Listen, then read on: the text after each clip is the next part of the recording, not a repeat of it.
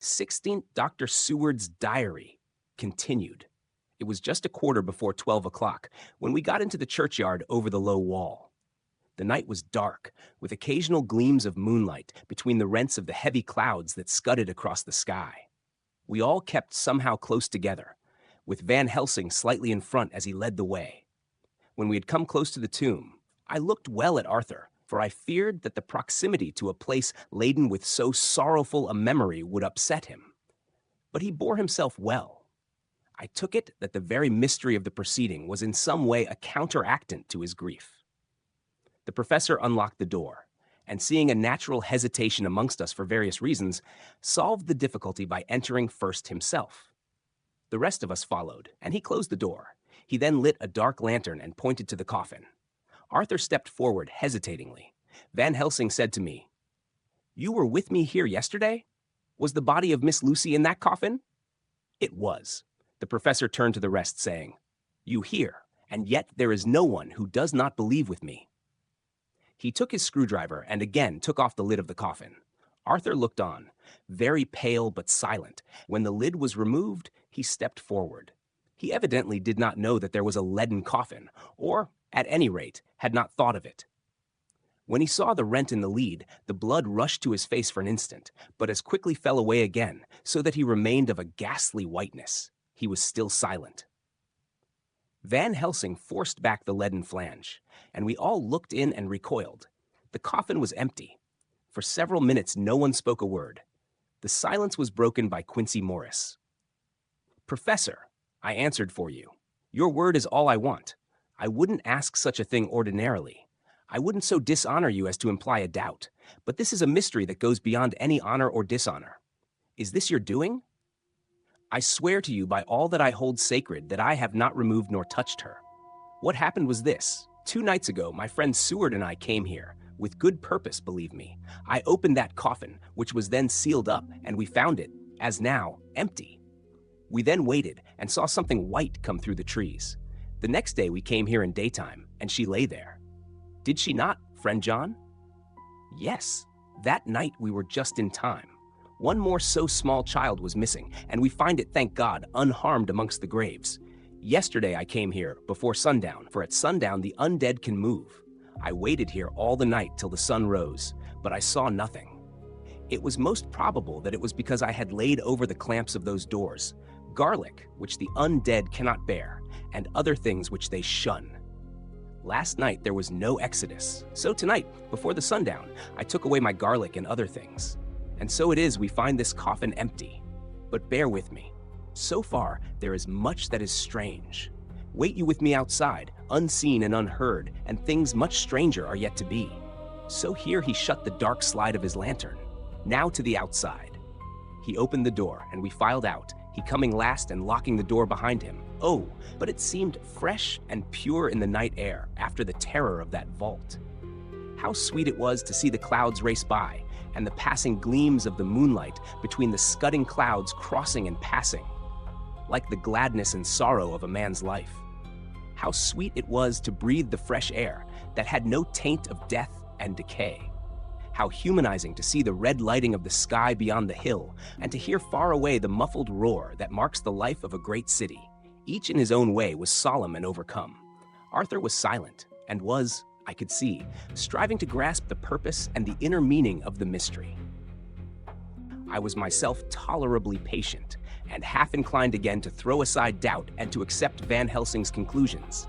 Quincy Morris was phlegmatic in the way of a man who accepts all things, and accepts them in the spirit of cool bravery, with hazard of all he has to stake. Not being able to smoke, he cut himself a good-sized plug of tobacco and began to chew. As to Van Helsing, he was employed in a definite way. First, he took from his bag a mass of what looked like thin, wafer-like biscuit, which was carefully rolled up in a white napkin. Next, he took out a double handful of some whitish stuff, like dough or putty. He crumbled the wafer up fine and worked it into the mass between his hands. This he then took, and rolling it into thin strips, began to lay them into the crevices between the door and its setting in the tomb. I was somewhat puzzled at this, and being close, asked him what it was that he was doing. Arthur and Quincy drew near also, as they too were curious. He answered, "I am closing the tomb so that the undead may not enter." "And is that stuff you have put there going to do it?" asked Quincy. "Great Scott! Is this a game?" "It is." "What is that which you are using?" This time the question was by Arthur. Van Helsing reverently lifted his hat as he answered, "The host. I brought it from Amsterdam. I have an indulgence."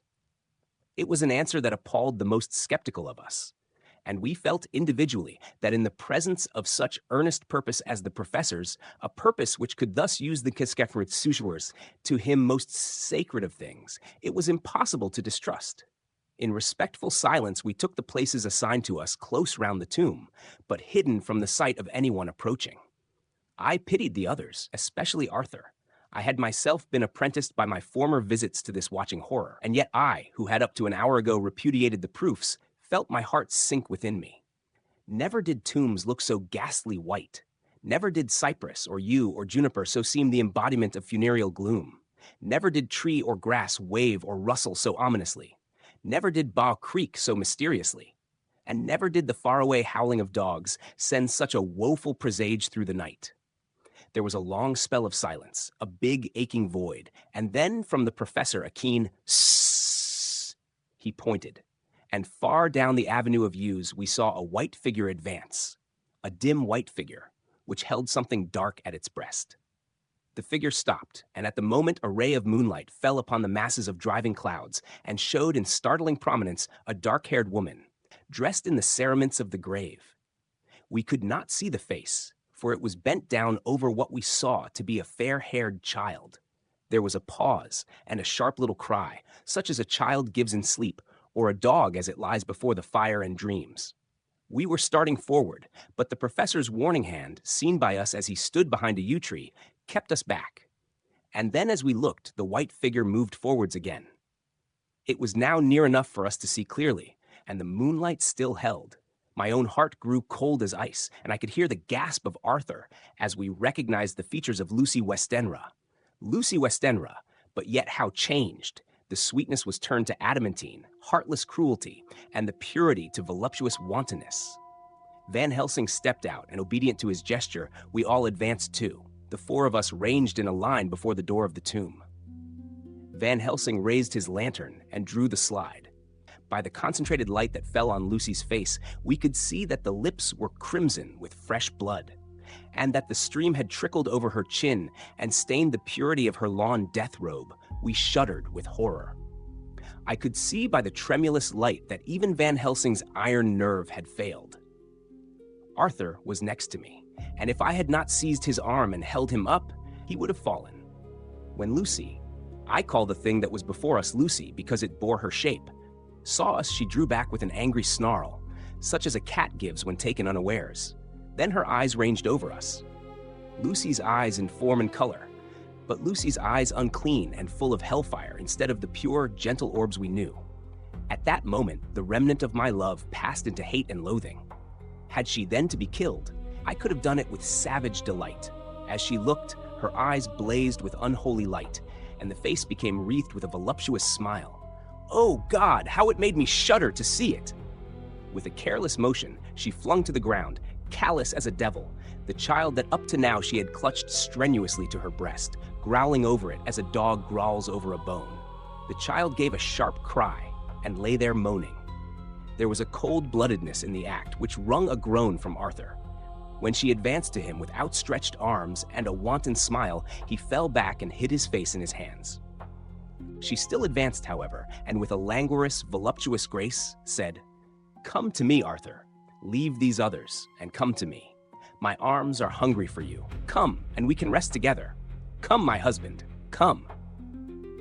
There was something diabolically sweet in her tones, something of the tingling of glass when struck, which rang through the brains even of us who heard the words addressed to another. As for Arthur, he seemed under a spell. Moving his hands from his face, he opened wide his arms. She was leaping for them when Van Helsing sprang forward and held between them his little golden crucifix. She recoiled from it, and, with a suddenly distorted face full of rage, dashed past him as if to enter the tomb. When within a foot or two of the door, however, she stopped, as if arrested by some irresistible force.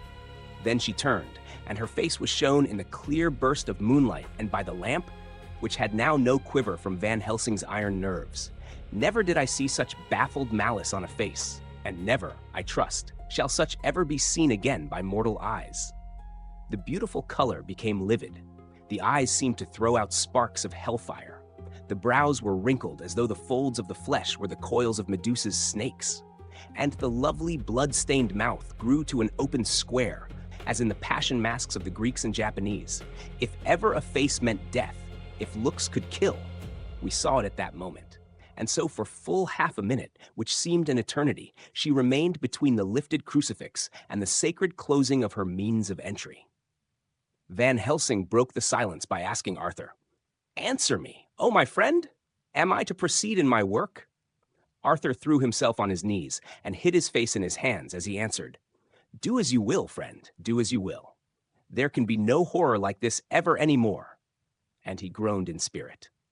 Quincy and I simultaneously moved towards him and took his arms. We could hear the click of the closing lantern as Van Helsing held it down. Coming close to the tomb, he began to remove from the chinks some of the sacred emblem which he had placed there.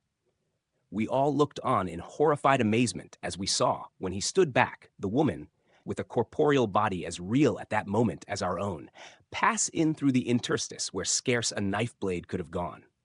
We all felt a glad sense of relief when we saw the professor calmly restoring the strings of putty to the edges of the door.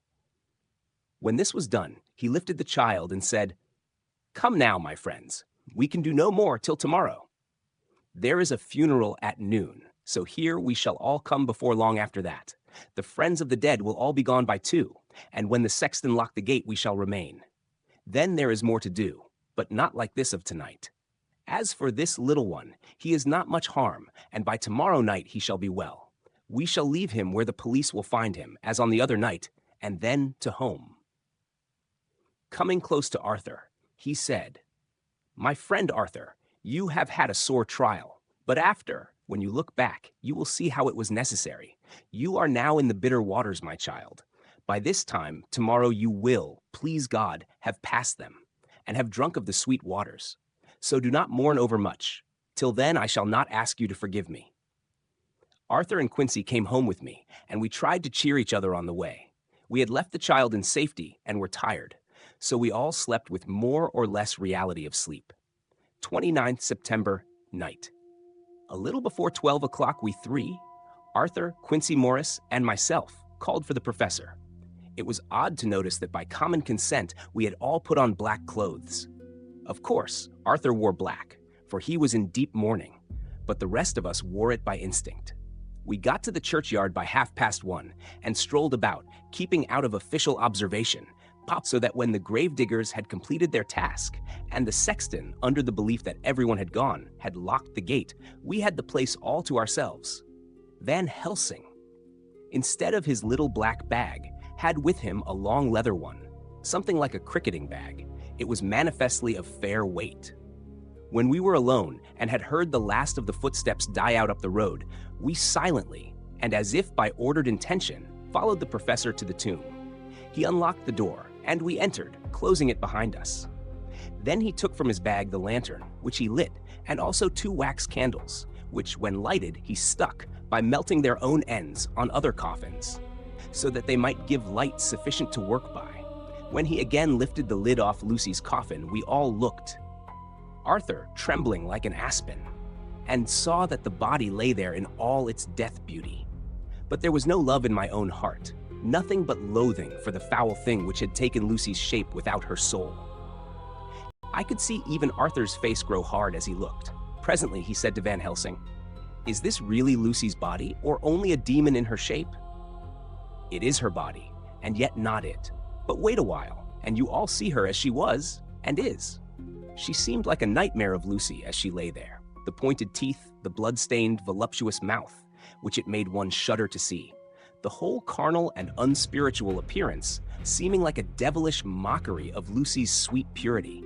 Van Helsing, with his usual methodicalness, began taking the various contents from his bag and placing them ready for use. First, he took out a soldering iron and some plumbing solder, and then a small oil lamp, which gave out, when lit in a corner of the tomb, gas which burned at fierce heat with a blue flame. Then his operating knives, which he placed to hand. And last, a round wooden stake, some 2.5 or 3 inches thick and about 3 feet long. One end of it was hardened by charring in the fire and was sharpened to a fine point. With this stake came a heavy hammer, such as in households is used in the coal cellar for breaking the lumps. To me, a doctor's preparations for work of any kind are stimulating and bracing. But the effect of these things on both Arthur and Quincy was to cause them a sort of consternation. They both, however, kept their courage and remained silent and quiet. When all was ready, Van Helsing said, "Before we do anything, let me tell you this. It is out of the lore and experience of the ancients and of all those who have studied the powers of the undead. When they become such, there comes with the change the curse of immortality. They cannot die, but must go on age after age, adding new victims and multiplying the evils of the world. For all that die from the preying of the undead becomes themselves undead and prey on their kind. And so the circle goes on ever widening, like as the ripples from a stone thrown in the water. Friend Arthur, if you had met that kiss which you know of before poor Lucy die, or again, last night when you opened your arms to her, you would in time, when you had died, have become Nosferatu, as they call it in Eastern Europe, and would all time make more of those undeads that so have fill us with horror. The career of this so unhappy dear lady is but just begun. Those children whose blood she suck are not as yet so much the worse, but if she live on, undead, more and more they lose their blood, and by her power over them they come to her, and so she draw their blood with that so wicked mouth. But if she die in truth, then all cease, the tiny wounds of the throats disappear, and they go back to their plays unknowing ever of what has been.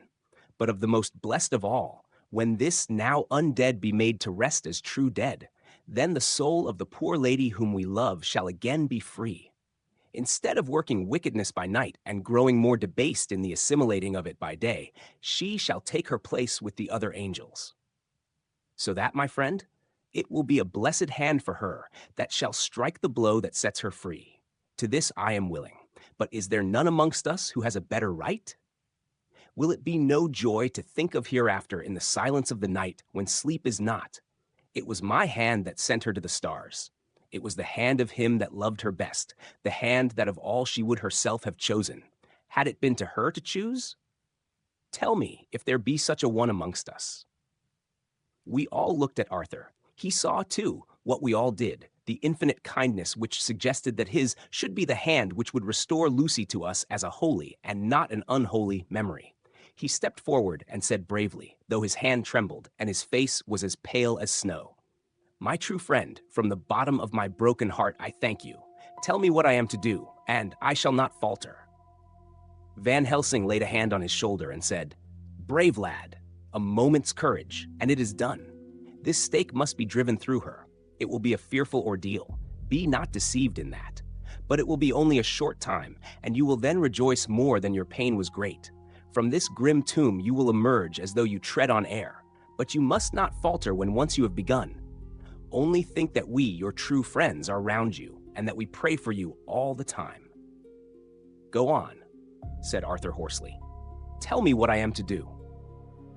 "Take this stake in your left hand, ready to place the point over the heart, and the hammer in your right. Then when we begin our prayer for the dead, I shall read him. I have here the book, and the others shall follow.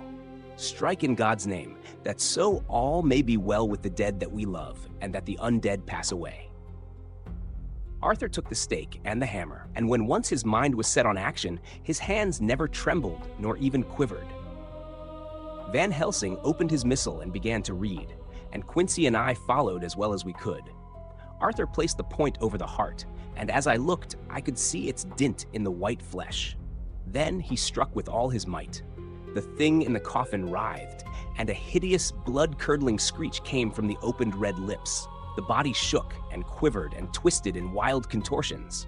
The sharp white teeth champed together till the lips were cut, and the mouth was smeared with a crimson foam. But Arthur never faltered. He looked like a figure of Thor as his untrembling arm rose and fell.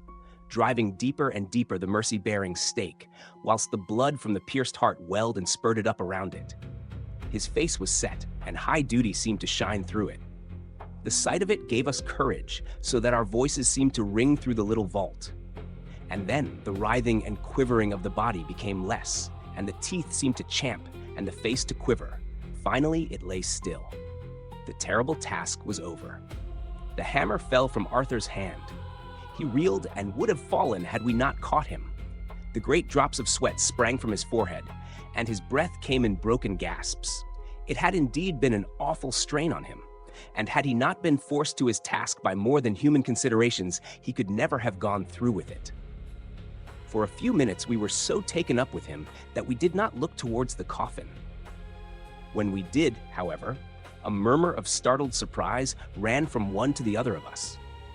We gazed so eagerly that Arthur rose, for he had been seated on the ground, and came and looked too. And then a glad, strange light broke over his face and dispelled altogether the gloom of horror that lay upon it. There, in the coffin, lay no longer the foul thing that we had so dreaded and grown to hate, that the work of her destruction was yielded as a privilege to the one best entitled to it. But Lucy, as we had seen her in her life, with her face of unequaled sweetness and purity, true that there were there, as we had seen them in life, the traces of care and pain and waste, but these were all dear to us, for they marked her truth to what we knew. One and all we felt that the holy calm that lay like sunshine over the wasted face and form was only an earthly token and symbol of the calm that was to reign forever. Van Helsing came and laid his hand on Arthur's shoulder and said to him, "And now, Arthur, my friend, dear lad, am I not forgiven?" The reaction of the terrible strain came as he took the old man's hand in his, and raising it to his lips, pressed it and said, "Forgiven. God bless you that you have given my dear one her soul again, and me peace." He put his hands on the professor's shoulder, and laying his head on his breast, cried for a while silently, whilst we stood unmoving. When he raised his head, Van Helsing said to him, "And now, my child, you may kiss her.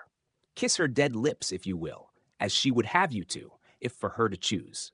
For she is not a grinning devil now, not any more a foul thing for all eternity. No longer she is the devil's undead. She is God's true dead, whose soul is with him." Arthur bent and kissed her, and then we sent him and Quincy out of the tomb. The professor and I sawed the top off the stake, leaving the point of it in the body. Then we cut off the head and filled the mouth with garlic. We soldered up the leaden coffin, screwed on the coffin lid, and gathering up our belongings, came away. When the professor locked the door, he gave the key to Arthur. Outside the air was sweet, the sun shone, and the birds sang, and it seemed as if all nature were tuned to a different pitch. There was gladness and mirth and peace everywhere, for we were at rest ourselves on one account, and we were glad, though it was with a tempered joy. Before we moved away, Van Helsing said, "Now, my friends, one step of our work is done, one the most harrowing to ourselves. But there remains a greater task, to find out the author of all this our sorrow and to stamp him out. I have clues which we can follow, but it is a long task and a difficult, and there is danger in it and pain. Shall you not all help me? We have learned to believe, all of us. Is it not so? And since so, do we not see our duty? Yes. And do we not promise to go on to the bitter end?" Each in turn, we took his hand, and the promise was made. Then said the professor as we moved off, "2 nights hence you shall meet with me and dine together at 7 of the clock with friend John. I shall entreat 2 others, 2 that you know not as yet. And I shall be ready to all our work, show and our plans unfold. Friend John, you come with me home, for I have much to consult about, and you can help me. Tonight I leave for Amsterdam, but shall return tomorrow night. And then begins our great quest. But first I shall have much to say, so that you may know what is to do and to dread. Then our promise shall be made to each other anew, for there is a terrible task before us, and once our feet are on the plowshare, we must not draw back.